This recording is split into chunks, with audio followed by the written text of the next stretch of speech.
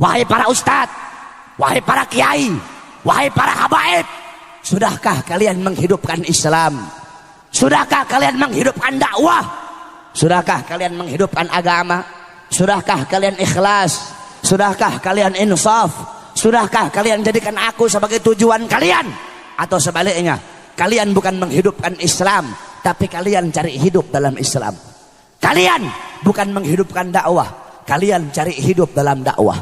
Kalian bukan menghidupkan agama, kalian cari hidup dalam agama. Dakwah, agama, Islam kalian jadikan sebagai untuk memuaskan isi perut kalian. Jokowi, jangan sombong sama pangkat. Megawati, jangan sombong sama pangkat. Tito, jangan sombong sama pangkat dan jabatan kamu. Di atas kalian ada Allah. Jokowi di akhirat dipites kayak kutu sama Allah Subhanahu wa taala.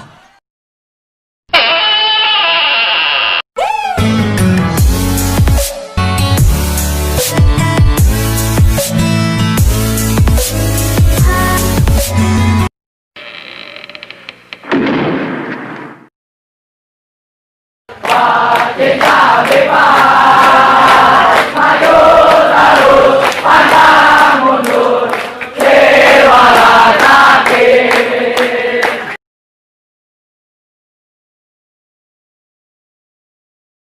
Satu persatu oleh Allah, ulama, pejabat, orang tua, semuanya dimintai pertanggungjawaban oleh Allah Subhanahu wa taala. Pertama, Allah bertanya kepada para ulama. Pertama, Allah bertanya kepada para kiai, para ustadz, para habaib, dikumpulkan satu persatu, ditanya oleh Allah Subhanahu wa taala.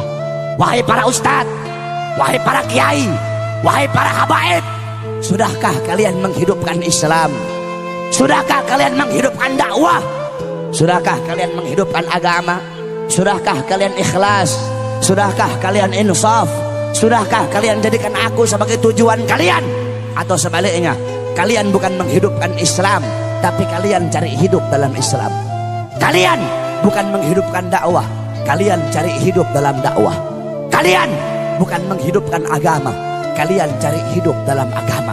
Dakwah, agama, Islam kalian jadikan sebagai untuk memuaskan isi perut kalian, untuk memuaskan hawa nafsu syaitan kalian, kata Allah Subhanahu wa taala. Ditunjuk, oh kata Allah, ini nih ustadznya Ahok nih. Ini nih kiai yang dulu dukung Ahok nih. Ini nih kiai-kiai yang jadi anjing-anjingnya pejabat ini. Ini kiai-kiai yang berdiri depan pintu surga, berdiri depan pintu penguasa dengan harapan sebagian daripada harta mereka, sehingga yang halal mereka bilang haram, yang haram engkau bilang halal, yang hak engkau bilang batil, yang batil engkau bilang hak, kata Allah. Kamu kera-kera bersorban, kamu ustadz jahanam, kamu kiai bangsat, kata Allah Subhanahu wa taala. Oh, ini nih kiai ngaku NU tapi bela Ahok nih, kata Allah. NU yang lurus nggak bakal pilih Ahok, saudara-saudara. NU yang lurus tidak bakal bela Ahok. Kalau ada ustadz atau kiai ngaku NU bela Ahok, itu bukan Nahdlatul Ulama, nasi uduk gitu, saudara-saudara. Ustadz kiai NU yang lurus, yang bener-bener NU, nggak bakal bela Ahok. Si Nusron Wahid, si monyong satu itu goblok itu, bawa-bawa Quran, bawa-bawa dalil, pakai wallahu alimun bimuradi, wallahu alimun bimuradi, goblok. Kamu nggak ngerti ayat muhkam, kamu nggak ngerti ayat mutasyabihat. Ada ayat muhkam, ada ayat mutasyabihat. Kalau ayat-ayat mutasyabihat, wallahu alimun bimuradi, kaf ha ya ain sad, wallahu alimun bimuradi, maksudnya dikembalikan kepada Allah. Kalau ayat-ayat mutasyabihat, para mufassir memakai metode tafwid, tafwid ba'da ta'wil ijmali, yaitu mereka memakai metode tafwid. Mereka mengeluarkan maksud-maksud dhahiriyah daripada ayat tersebut. Allah duduk di arsy. Mereka keluarkan, mereka buang makna dhahir dan mengembalikan makna yang dimaksud kepada Allah Subhanahu wa taala. Ini Al-Maidah 51, bukan ayat mutasyabihat. Ini ayat muhkam, goblok. Katanya santri, katanya ustadz, tapi kok goblok?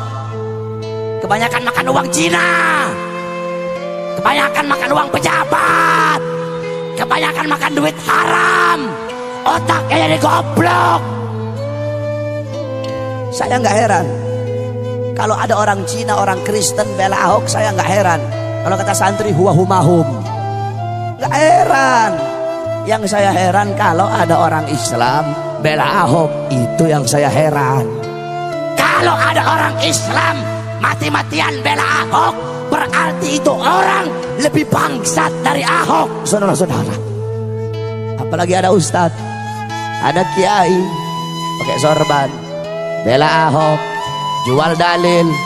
Kalau ada ustadz kiai bela Ahok, itu ustadz, itu kiai lebih bajingan dari Ahok, saudara-saudara. Kenapa? Ahok ini musuh nyata.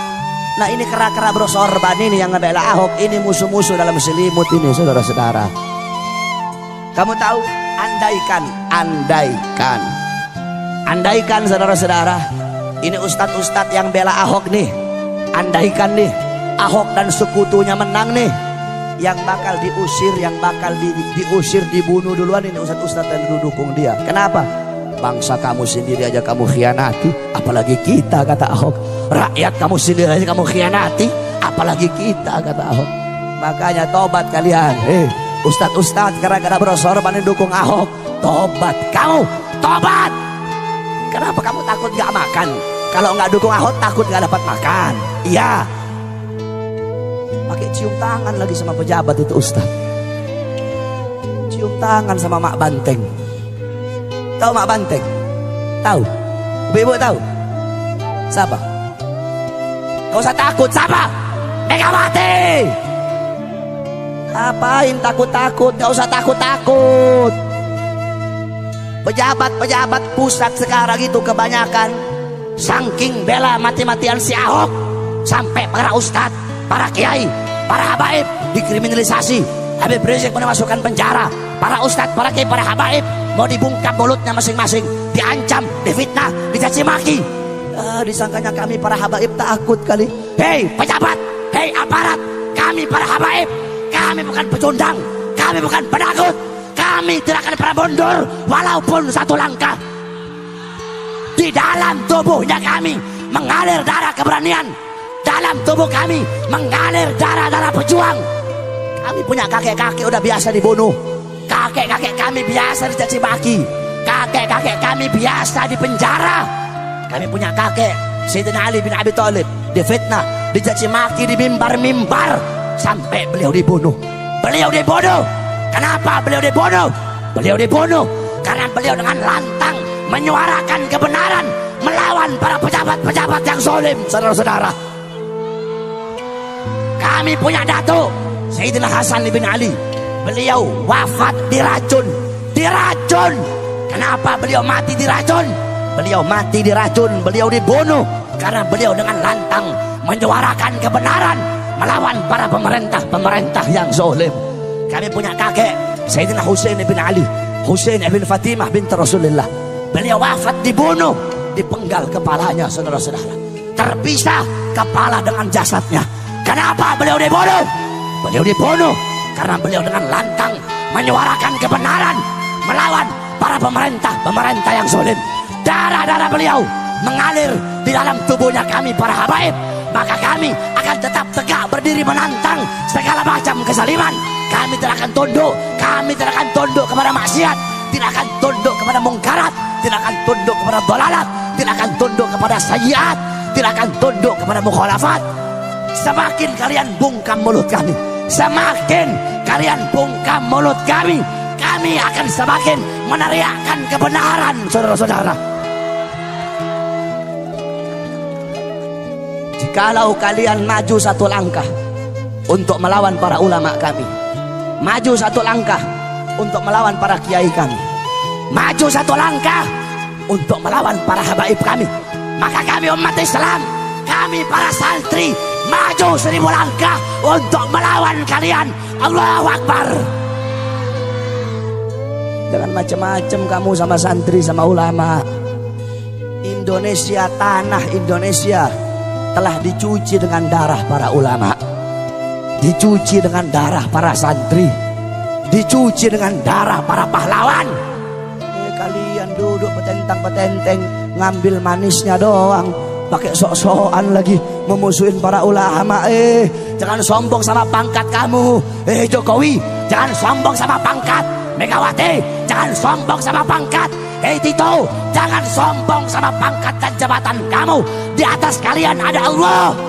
Jokowi di akhirat dipites kayak kutu sama Allah Subhanahu wa taala. Jangan pangkat sama jabatan, tahta dan kekuasaan. Jadilah kalian pejabat-pejabat yang baik. Tanah Indonesia telah dicuci dengan darah para ulama, darah para syuhada. Kalau bukan para ulama, kalau bukan para santri, kalau bukan karena para pahlawan, tidak akan terbuka gerbang kemerdekaan Indonesia, saudara-saudara.